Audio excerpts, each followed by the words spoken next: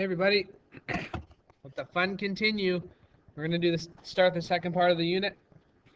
Um, so we're gonna do some copying of the notes. The sub will have to pause it every now and then because I'm gonna probably go through the notes faster than you can copy them, and I'll try to explain it as I go along without the announcements always interrupting. Okay, so whatever's highlighted is what you need to copy down. To make it easy for you, if you don't have your notes, you'll have to find them really quick. So here I go. So, probably best to pause it when you're done writing what's on the screen. Unpause it, because then I explain what it is. And as we all know, while you're writing, you're not listening to what I'm saying. So if you want to pause it and write it down, now is the good time to do that. Ok, Aristo était la première personne à discuter comme quelqu'un qui a vraiment contribué à les lois des mouvements.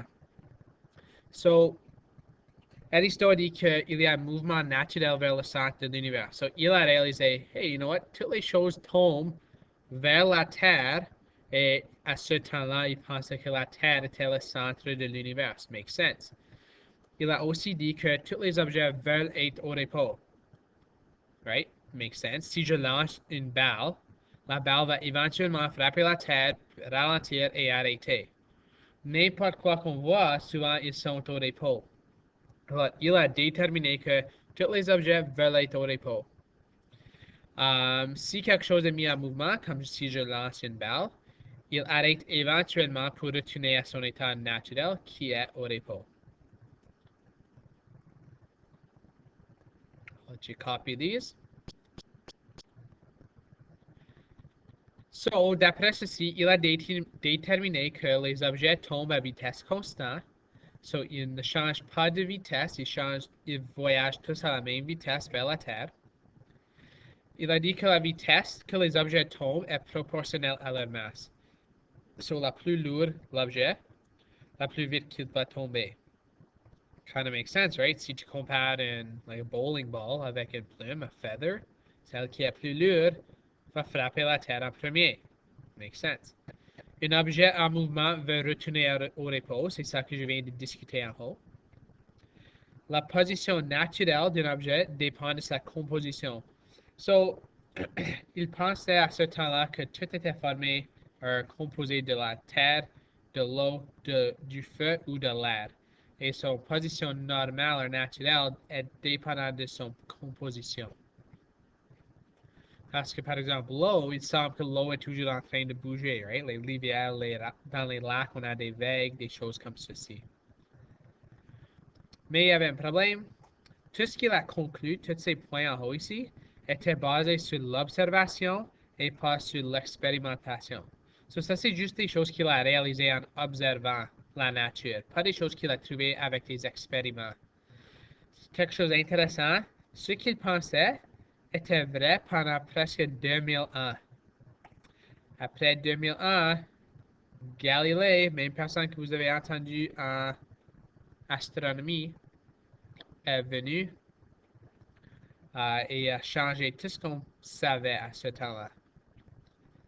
So you take 10 seconds or so to write this down. So, comme vous vous souvenez, en astronomie, Galilée a beaucoup influencé, I guess, la progression de l'astronomie. Il a aussi beaucoup changé ce qu'on savait à propos des physiques, le mouvement. Comment? Well, ce qu'il a vu était basé sur l'expérimentation et pas juste l'observation, comme Aristote. Il a utilisé des instruments pour, pour réaliser ces choses. So, à la prochaine page, voici un expériment qu'il a fait. So, ce qu'il a fait, il avait une rampe comme ceci. Et ce rampe avait très peu de friction, so not much friction, kind of like ice almost. Il a roulé une balle, descendu une balle, de point 1 ici. La balle a descendu, la balle continue à rouler, puis ça va remonter presque à la même hauteur d'où la balle était relâchée, so from where it was let go.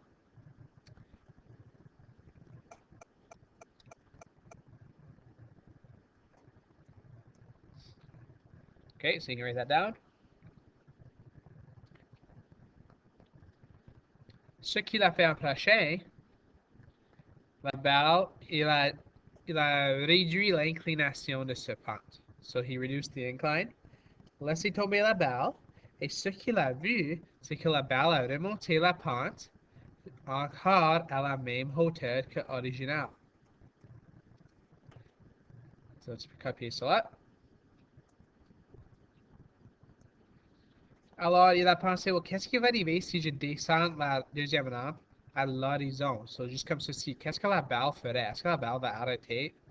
Well, non, d'après ceci, il a dit, oh, la balle va juste continuer et continuer jusqu'au point que la rampe remonte, s'il remonte, et la balle va arrêter à la même hauteur que c'était relâché. So, sur un plan horizontal, sans frottement, la balle resterait en mouvement à une vitesse constante. So, la balle va juste continuer pour toujours. So, you can write that. And I'll let you write this.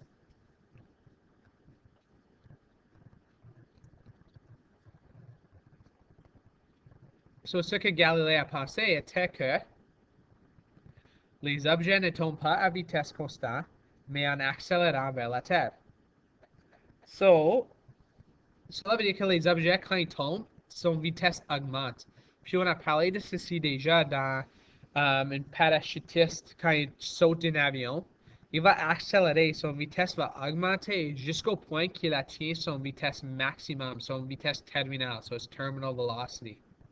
À ce point-là, il va avoir une vitesse constante. L'autre exemple que j'aime parler avec, c'est si quelqu'un avait une pièce d'argent, so c'est like a quarter, et il laisse tomber la pièce d'argent sur ta tête d'une hauteur de, I don't know, un pied au-dessus de votre tête. Est-ce que ça ferait mal? Probablement pas. Mais si il laisse tomber cette pièce de 25 sous d'une like the Eiffel Tower, quelque chose d'extrêmement haut, est-ce que ça ferait mal? Yeah, vraiment mal. Pourquoi? Parce que la pièce va accélérer, so son vitesse va augmenter pendant qu'il tombe.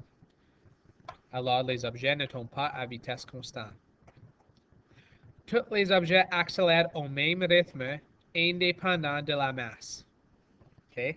So, tous les objets vont tomber à la même vitesse. Si c'est une bowling ball et une plume, les deux vont frapper la terre à la même fois.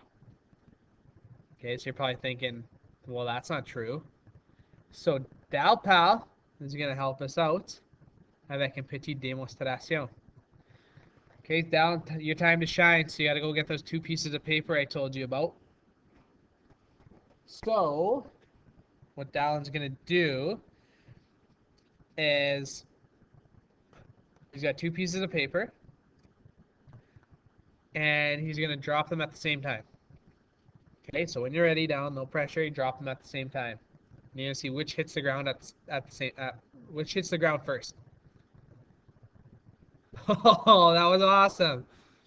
So you probably noticed they roughly hit the ground at the same time. Okay.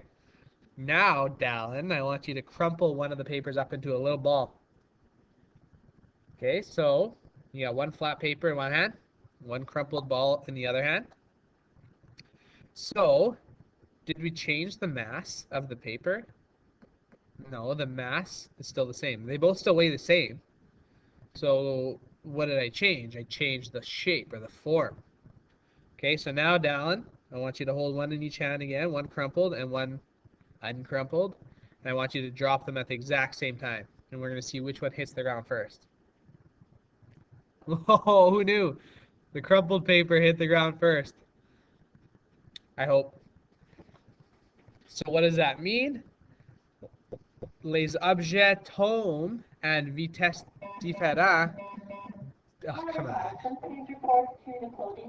Okay. Les objets tombent à une vitesse différente dépendant de leur forme. Avec une forme différente, on a de la résistance de l'air. Right? It's the air resistance that's causing the flat paper to go slower than the ball. They both weigh the same, so then why don't they fall at the same speed? Because of the paper. Or yeah, obviously, because of the paper. Because of the air pushing up on the paper. if we were on the moon and we did this, they would both hit the ground at the same time.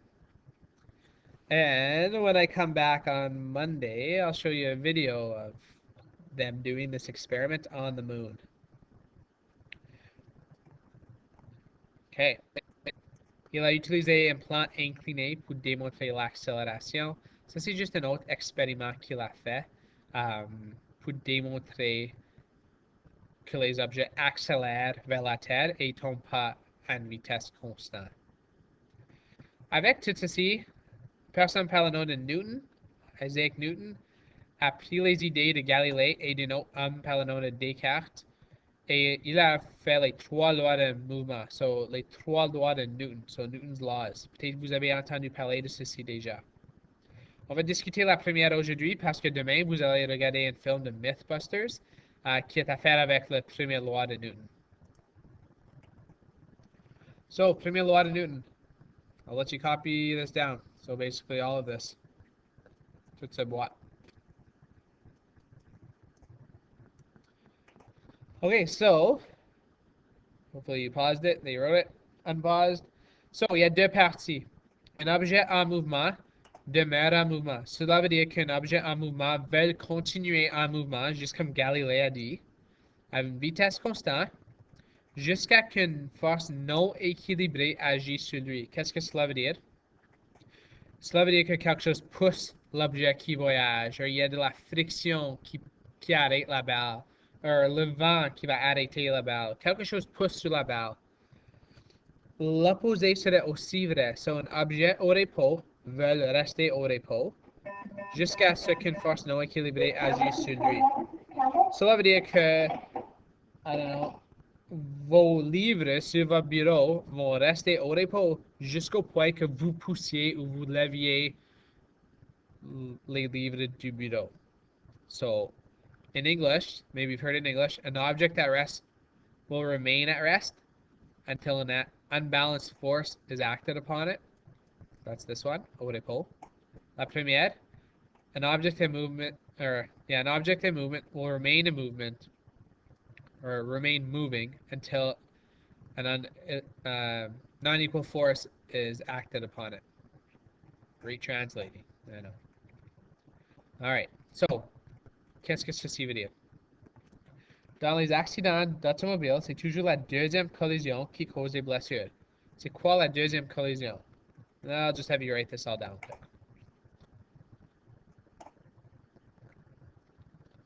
Okay, so now that you've written it all down, la première collision, c'est par exemple un auto avec un objet comme l'école. So, une voiture frappe l'école.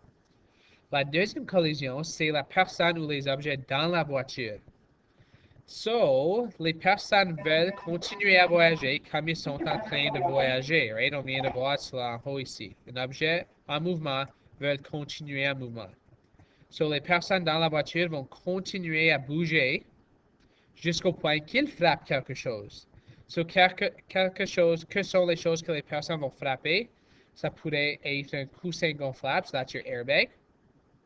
Le volant, that's your steering wheel. Tableau de bord, that's your dashboard. Le pare-brise, that's your windshield. Ou la ceinture de sécurité, your seatbelt. Et c'est ça ce qui va causer des blessures envers les passagers. Sur la deuxième collision, c'est quand les personnes dans la voiture frappent quelque chose pour l'arrêter. Souvent, c'est la ceinture de sécurité, your seatbelt.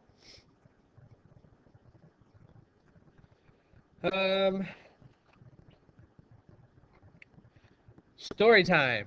Flying objects kill. Article. So a quick little story. It's actually from a newspaper, which talks about Newton's first law. So there's actually two little ones. The first one is titled "Woman Killed by Husband's Coffin." And here's how the article goes. A Brazilian woman has died after being struck by her husband's coffin while the hearse they were traveling in was involved in a car crash. The 67-year-old woman was on the way to the cemetery to bury her husband, who had died the day before. The hearse was struck from behind by a car, police said. The coffin slammed into the head of the woman, who was sitting in the passenger seat of the hearse, killing her instantly, according to officers. Marciana Silva Barcelos and her family were on the way to the cemetery in the town of Alvarado in the Brazilian state of Rio Grande do Sul for the funeral of her partner, Jose Silveira, whatever. The 76-year-old man had died of a heart attack on Sunday after attending a dance. An investigation is now underway to determine the cause of the accident. So the hearse being in the back, not attached properly, when the car was hit, the hearse continued moving forward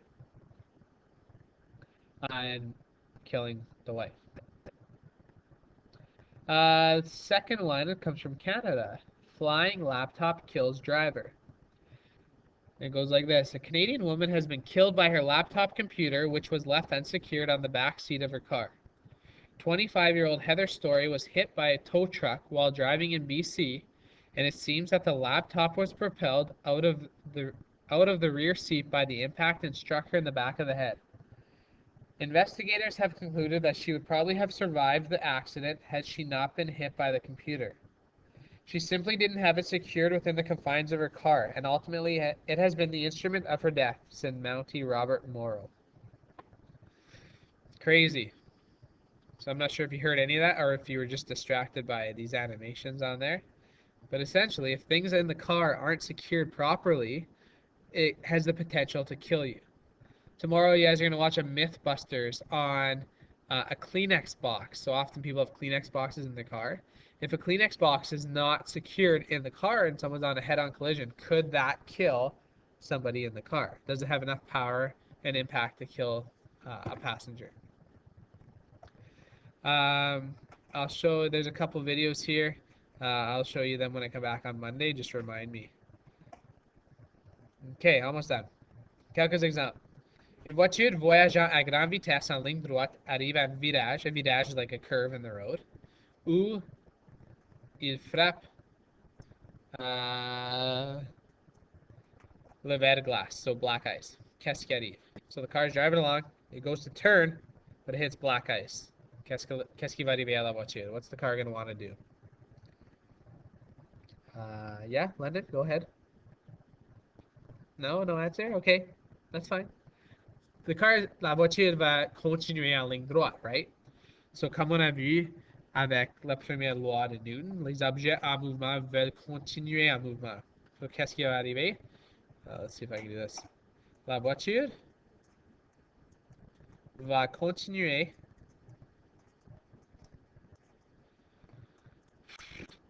en ligne droite. This is going well. En ligne droite.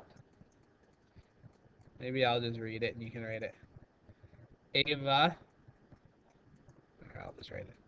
Frapper la fosse, which is a ditch.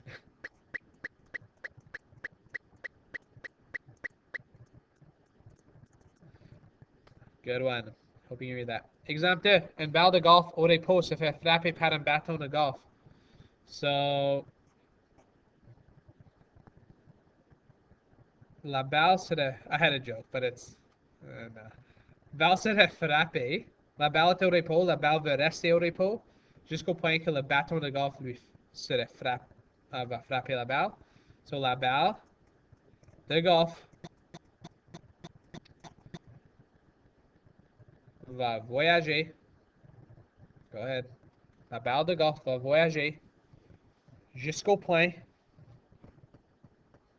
La balle de golf va voyager jusqu'au point qu'il frappe la terre et ralentisse.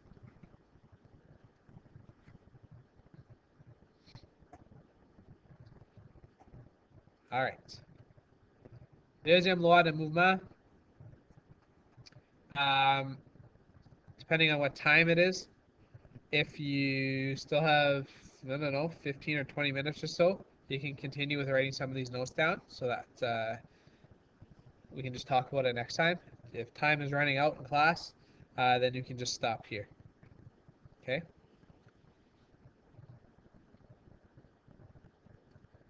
Okay, assuming that you haven't shut it off, you must still have some time left. So, la deuxième loi de mouvement. Ceci est à faire avec l'accélération. Et vous êtes des experts avec l'accélération. Se dit l'accélération est directement proportionnelle à la force et inversement proportionnelle à la masse. Qu'est-ce que ceci veut dire? Si la force sur un objet augmente, l'accélération de l'objet va aussi augmenter. So, think about a shopping cart. C'est un chariot en français. Si tu pousses un chariot avec une certaine force, le chariot va augmenter, ou accélérer.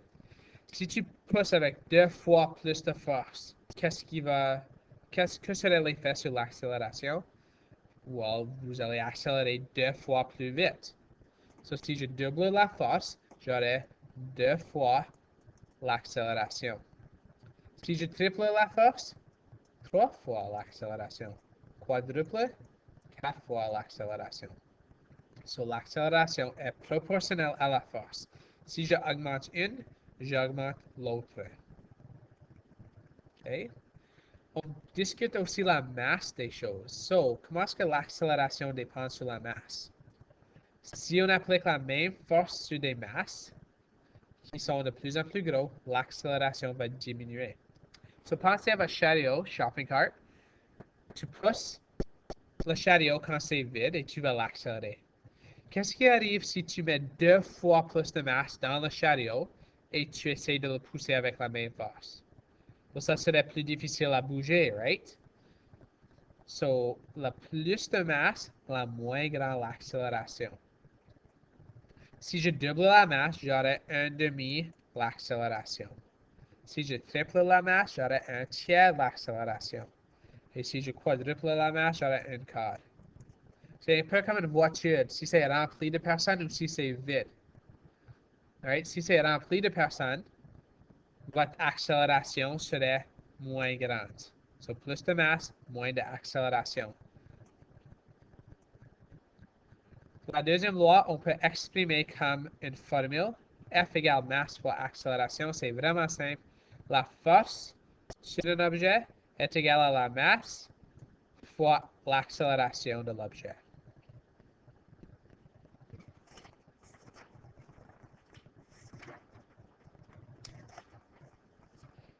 All right? Vous avez ceci à copier, so you can copy this down. Les unités de mesure, so a Newton, c'est la force pour accélérer un objet de 1 kg à une vitesse une accélération plutôt à 1 mètre par seconde au carré. So, masse est toujours en kilogrammes, il faut que ce soit en kilogrammes, et accélération doit être en mètres par seconde au carré. All right, I'm going to stop it there. If there's still more time, you can start looking over your stuff for your math test next period. Otherwise, that's it. Tomorrow you'll watch that Mythbusters on the Killing Kleenex box. All right, talk to you guys soon. Bye-bye.